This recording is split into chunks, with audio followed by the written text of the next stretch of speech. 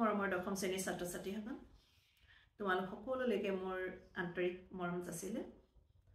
আজি মই তোমালোকক অসমীয়া বিষয়ৰ দুটামান প্ৰয়োজনীয় কথা কম বুলি ভাবিছো নিশ্চয় তোমালোকৰ কামত আহিব কথা হল কি অসমীয়া বিষয়টো বহুতেই বৰ টান বুলি ভাবে লিখিবলৈ অকমান মানে কি আছে এলাহ আসলতে থাকে সেইবাবে চাগে টান বুলি ভাবে বিশেষকৈ ইংৰাজী মাধ্যমৰ ছাত্ৰ ছাত্ৰীসকলৰ বাবে এইটো এটা সমস্যা আৰু অসমীয়া মাধ্যমৰ ছাত্ৰ ছাত্ৰীসকলেও যিবিলাকে অভ্যাসটো কম কৰে তেওঁলোকে টান বুলি ভাবে কিন্তু বহুতৰ মনত অসমীয়া বিষয়টো আকৌ উজু অৱশ্যে ইমানো উজু নহয় কিন্তু অভ্যাস কৰিলে বা যিসকলে ভাল পায় তেওঁলোকৰ কাৰণে উজু আৰু সেইটো আসলতে ভাল কথা গতিকে মই তোমালোকক এই পৰীক্ষাটোত যে আহিছে এতিয়া আগত পৰীক্ষাটো অহাৰ কাৰণে তোমালোকে হয়তো কোনোগুণে বৰ চিন্তিত হৈছা সেইকাৰণে মই তোমালোকলৈ এই ভিডিঅ'টো আগবঢ়ালো আৰু আমাৰ অসমীয়াৰ নম্বৰ কেনেধৰণে আহে প্ৰথমতে তোমালোকে সেইখিনি জানি লোৱাছো আমাৰ বৰগীত আৰু জিকিৰ এই দুটা হৈছে এটা পেয়াৰ মানে আমাৰ পদ্যাংশৰ দুটা ভাগত ভাগ কৰি দিছে বৰগীত আৰু জিকিৰ মানে সেই দুটাৰ ভিতৰত মিলি পেলাই আমাৰ 9 নম্বৰৰ প্ৰশ্ন আহিব আৰু আমি জানো যে আমাৰ কবিতাৰ এটাৰ মূল ভাৱ লিখিবলৈ আহে যিকোনো এটা আৰু প্ৰায় অকলশৰীয়াকৈ সাধাৰণতে নিদিয়ে দুটাৰ ভিতৰত যিকোনো এটা কবিতাৰ মূল ভাৱ লিখিবলৈ বুলি দিয়ে গতিকে আমি প্ৰথম যেটো আমাৰ এটা বৰগীত আৰু জিকিৰ এটা পেয়াৰ কৰি দিছে গতিকে সেই যুটীয়াকৈ 9 নম্বৰ আহিব গতিকে সেই 9 নম্বৰৰ মানে বৰগীত আৰু জিকিৰৰ ভিতৰত এটা মূল ভাৱ পৰিবই গতিকে তোমালোকে দুয়োটাৰ কবিতাৰ যদি মূল ভাৱটো খুব ভালকৈ চাই থোৱা তেতিয়া হলে তোমালোকৰ সেই 4 নম্বৰ তোমালোকে লাভ কৰিবাই আৰু প্ৰশস্তি মই অসমীয়া আৰু দৃষ্টান্তৰ এই তিনিটা মিলি 9 নম্বৰ প্ৰশ্ন আহিব গতিকে এই তিনিটাৰ ভিতৰত যিকোনো এটা কবিতা আৰু প্ৰথম বৰগীত আৰু জিকিৰৰ যিকোনো এটা তোমালোকৰ মূল ভাৱ লিখিবলৈ আহিব গতিকে তোমালোকে বৰগীত আৰু জিকিৰ ভাল ধৰণে চাই থলে তাৰ ভিতৰতে পৰিবই আৰু তোমালোকে প্ৰশস্তি দৃষ্টান্তৰ এইকেইটাও তোমালোকে চাই থবা গতিকে দুইটা বৰগীত জিকিৰৰ 9 নম্বৰ আৰু প্ৰশস্তি মই অসমীয়া দৃষ্টান্তৰ 9 নম্বৰ চমু প্ৰশ্ন তাৰ পিছতে তাৰ ভিতৰতে ব্যাখ্যা কৰা 2 নম্বৰ প্ৰশ্ন হক সব মিলি তেনে ধৰণে আহিব তাৰ পিছতে গদ্যাংশত আমাৰ এটা নতুন পাঠ আছে ঔদ্যোগিক আহা হেতু খুব ভাল পাঠ তাৰ উপৰি ভাৰতীয় সংস্কৃতি অসমৰ জনগোষ্ঠীৰ গাঁথনি আৰু সংস্কৃতি তিনিওটাৰে মানে পাঠকেইটাত আমি দীঘলীয়া প্ৰশ্ন পাওঁ কিন্তু হলেও আমাৰ 10 নম্বৰহে প্ৰশ্ন আহিব তাৰ পৰা সেই তিনিটা পাঠ মিলি 10 নম্বৰ প্ৰশ্ন গতিকে ধৰা তোমাৰ যদি দীঘলীয়া প্ৰশ্ন ঔদ্যোগিক আহা বা ভাৰতীয় সংস্কৃতি বা অসমৰ জনগোষ্ঠীৰ গাঁথনি এইকেইটাৰ দিলেও তোমালোকক বা দিব মানে তোমালোকে লিখিবলৈ মানে ভাল পাবা গতিকে তাৰে ভিতৰত কেতিয়া 1 নম্বৰ প্ৰশ্ন থাকিবই দুটামান তাৰ পিছতে 2 নম্বৰৰ দুটামান থাকিবই আৰু হয়তো 4 নম্বৰ এটামান আহিব সেইকাৰণে তোমালোকে তেনে ধৰণে চাবা আৰু পাঠভিত্তিক প্ৰশ্ন উত্তৰবিলাক ভাল ধৰণে চাবা তাৰ পিছতে ইন্টাৰনেটৰ তিতা মিঠা আৰু অনিমা চিহ্ন এই দুটা পাঠৰ মিলি পেলাই আহিব 8 নম্বৰ গতিকে আমি ধৰা ইন্টাৰনেটৰ তিতা মিঠাত 2 বা 3 নম্বৰ প্ৰশ্ন এটা পালে মানে অনিমা চিহ্নত আমি ধৰা 4 নম্বৰৰ প্ৰশ্ন এটা পাই গলে মানে আমাৰ হিবানটোটো 8 নম্বৰ হৈ যায় তাৰ পিছতে অৰণ্য যাত্ৰা আৰু পাৰিশ্ৰতে ভূমিকি এই দুটা মিলি পেলাই আহিব 7 নম্বৰ গতিকে অৰণ্য যাত্ৰাৰ তোমালোকে পাঠটো যথেষ্ট ভাল পোৱা নিশ্চয় মই ভাবিছো কাৰণ বৰ সুন্দৰ পাঠ আৰু পাৰিশ্ৰতে ভূমিকি এটা ভ্ৰমণ কাহিনী গতিকে তোমালোকে তাৰ ভিতৰত থকা চমু প্ৰশ্নবিলাক চাবা গতিকে এনে ধৰণে আমাৰ দুইটা পাঠ মিলি পেলাই 7 নম্বৰহে আহিব তাৰ পিছতে বি গ্ৰুপৰ আহিব কানাই চাতুৰি আৰু ধৰ চাৰু এই দুটা মিলি আহিব 8 নম্বৰ আৰু ধৰ চাৰু ধৰ ভাই তোমালোকে তলৰ মানে প্ৰশ্নবিলাক চাবা তাৎপৰ্য ব্যাখ্যা কৰা বা নতুবা তোমালোকক তাৎপৰ্য বহলাই লিখা বুলিও আহিব পাৰে নতুবা তোমালোকক তাৰ ভিতৰত দুটা কোৱেশ্চন হয়তো দিব পাৰে আৰু 1 নম্বৰৰ প্ৰশ্ন আহিব আৰু কানাই চাতুৰি বিশেষকৈ তোমালোকে তলত থকা শব্দ অৰ্থবোৰ চাবা আমাৰ মানে প্ৰাচীন শব্দ মানে আধুনিকলৈ ৰূপান্তৰ কৰা তাৰ ভিতৰতে আহিব গতিকে তোমালোকে তাৰ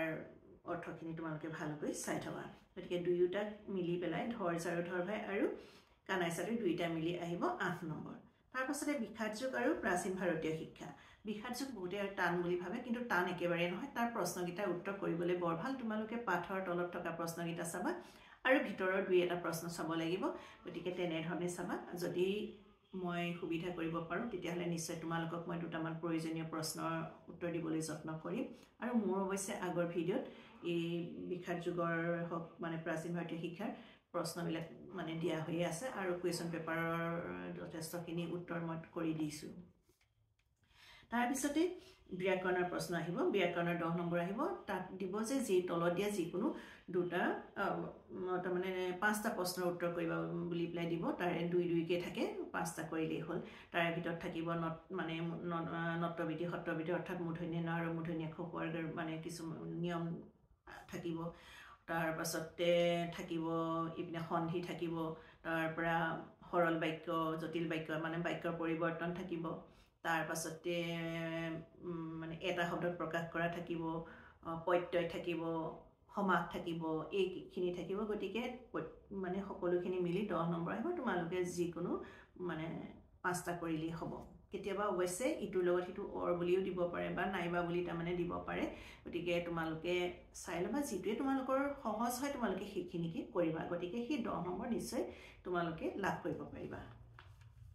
তাৰপৰা আৰু এটা আমাৰ একেবাৰে মানে সদায় আহি থকা প্ৰশ্ন হৈছে ভাৱ সম্প্ৰসাৰণ প্ৰতিবেদন আৰু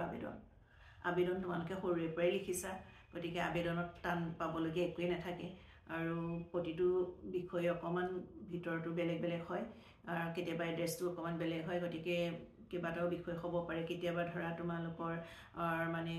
চিকিৎসক মানে চিকিৎসা ব্যৱস্থাৰ কথাও আহিব পাৰে তেতিয়া তোমালোকে লিখিব লাগিব তাৰ পিছতে কেতিয়াবা লাইটৰ ব্যৱস্থা তোমালোকৰ ভাল নোহোৱাৰ কাৰণে তেতিয়া তোমালোকে সেই বিভাগীয় কৰ্তৃপক্ষলৈ লিখিব লাগিব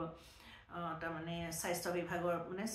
যদি তোমালোকৰ বেমাৰ আজাৰৰ কথা বা কিবা মানে সাহায্য বিচাৰিব লগা হয় তেতিয়া তোমালোকে স্বাস্থ্য বিভাগলৈ লিখিব লাগিব আৰু নহলে মানে তোমালোকৰ যদি বিদ্যুৎ বিভাগলৈ তোমালোকে লিখিব লাগিব পানী মানে ধৰা লাইটৰ কথা যদি আহে ঠিক তেনেকৈ মানে তোমালোকৰ ছুটিৰ বিচাৰিও আহিব পাৰে কেতিয়াবা অৰ্ধ ছুটি বিচাৰি আহিব পাৰে কেতিয়াবা তোমালোকে ধৰা দুদিনমান বিদ্যালয়ত উপস্থিত থাকিব নোৱাৰিছিলা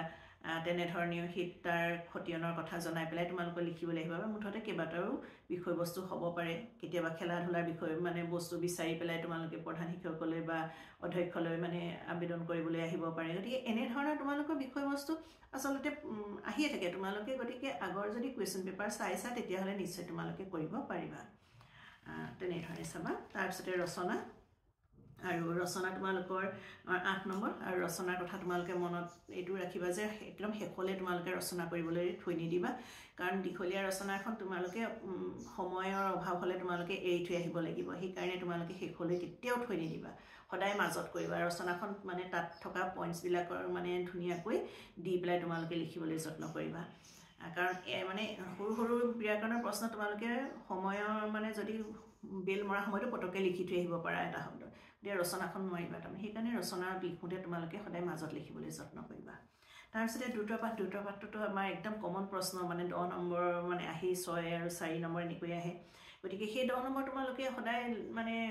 আহি থকা প্ৰশ্নকেইটাই তোমালোকে ভালকৈ চাবা সেইকেইটা কেতিয়াবা দুটা জনগোষ্ঠীৰ বিষয়ে লিখিবলৈ দিব কেতিয়াবা দুজন ব্যক্তিৰ বিষয়ে লিখিবলৈ দিব নতুবা কোনোবা দুটা জনগোষ্ঠীৰ সমাজ ব্যৱস্থা বা তেওঁলোকৰ মানে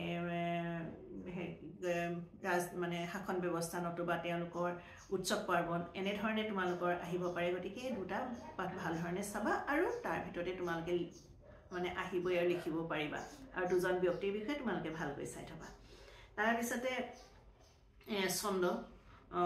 ব্যাকৰণ আছে ব্যাকৰণ আহিব 5 নম্বৰ তাৰে ভিতৰত মই আগতে কৈছোঁ তোমালোকে কানাই ছাত্ৰীৰ শব্দ অৰ্থবিলাক ভালকৈ চাই থবা কাৰণ সেই ব্যাকৰণত আহে যে তলত দিয়া শব্দকেইটাৰ আধুনিক ৰূপ লিখা গতিকে সেইকেইটা তোমালোকে চাবা তাৰপিছতে তাত আহিব ভুল বাক্য শুধৰণি কৰা আহিব আৰু মানে হেৰি আহিব এইটো অনুসৰ্গ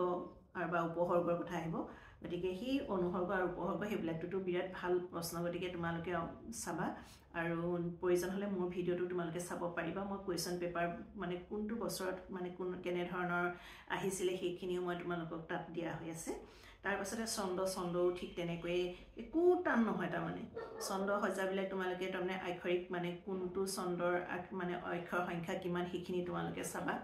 তাৰপিছত মিতাক্ষৰ ছন্দ চাবা চমুটোকা লিখিবলৈ আহিলে মানে পদছন্দ বা পয়াৰ ছন্দ নতুবা পৰ্ব আহিব পাৰে চৰণ আহিব পাৰে দুলৰী ছন্দ আহিব পাৰে, ছবি ছন্দ আহিব পাৰে, ত্ৰিপদী ছন্দ আহিব পাৰে। গতিকে তোমালোকে এইখিনি ভালকৈ চাবা আৰু কেতিয়াবা কবিতা এফাকি তুলি দিব কি ছন্দত আছে, মানে ছন্দ নিৰ্ণয় কৰি পেলাই সূত্ৰ লিখিবলৈ আহিব। গতিকে তেনেধৰণে তোমালোকে চাবা। সেইখিনিয়ে আমাৰ প্ৰশ্ন। গতিকে তোমালোকে মই ভাবোঁ একো অসুবিধা তোমালোকৰ নহয়, ধুনীয়াকৈ তোমালোকে প্ৰশ্নৰ উত্তৰখিনি কৰি ভাল ফলাফল লাভ কৰিব পাৰিবা। মোৰ শুভকামনা তোমালোকৰ লগত সদায় আছে। প্ৰয়োজন হ'লে মই তোমালোকক ইয়াৰ পিছৰ ভিডিঅ'ত মই দুটামান প্ৰশ্নৰ উত্তৰ দিবলৈ যত্ন কৰিম, মানে ধৰা অলপ প্ৰয়োজনীয় প্ৰশ্ন। গতিকে আজি ভিডিঅ'টো ইমানতে সামৰণি মাৰিছোঁ। নিশ্চয় তোমালোক উপকৃত হ'ব পাৰিবা। ধন্যবাদ।